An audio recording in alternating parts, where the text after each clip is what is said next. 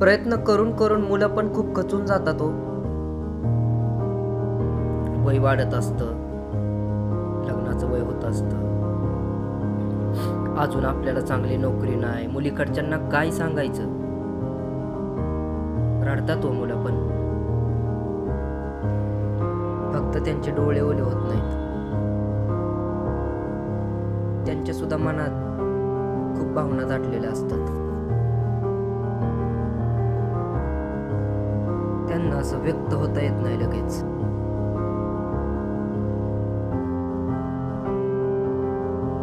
आणि मुलं रडतात हा खूप दुर्मिळ क्षण असतो.